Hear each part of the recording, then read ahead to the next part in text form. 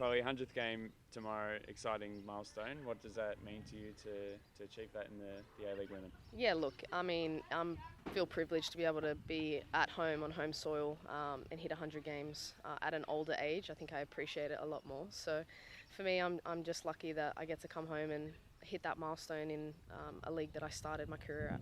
It's I guess, sort of a unique thing reaching 100 games in the women's competition, being that it's over a larger number of seasons than perhaps in other competitions due to the lesser games that we have in a season. So looking at when you made your debut as a teenager, coming now, you've seen a lot of development in the domestic competition here. So I guess, what sort of significance is that for you, that you've been here through a number of seasons to reach 100 games and to see the growth and development? Look, I've seen the growth and development of the league go for leaps and bounds.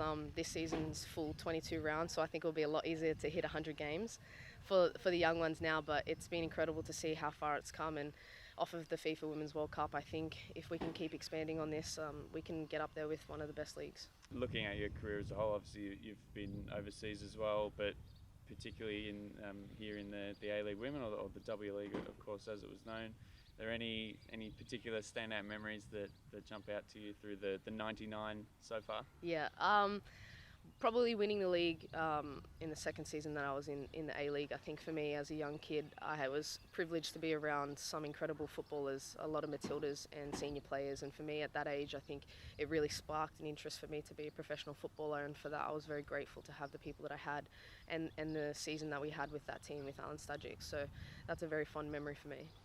What do you think, looking back to that time, when you were coming through into the league, were you thinking about reaching 100 games and obviously having the career that you've had? No, honestly, I didn't at all. I think my first season I got awarded an injury contract when I was a kid, so for me it was just for fun, and then it dwindled into a career that I've had over 10, 11 years, and I've been very honoured to be able to have this and to have done it in Australia for a very long time in front of my friends and my family, and then extend that overseas and head to the Matildas. So for me, my career, when I look back on it, I feel very privileged, and I probably would do the exact same thing every single time. And you're looking fitter and sharper as each week comes, getting on the score sheet in the last couple of weeks as well. So you've reached 100, already achieved obviously so much. Is there more that you're looking to achieve? Look, I'm just trying to enjoy football again. I've had a tough 2 years with injuries back to back. So for me, it's about finding the love again and being able to just play like I used to play. So for me, that's my goal. Enjoy the present moment and worry about that maybe in the future. And on the game, obviously hoping to cap the 100th game off with a win and against Canberra, and an important result for the team. Of course, I think with us and the team and our goals and our ambitions to be able to execute our plan for the game is always going to be the same.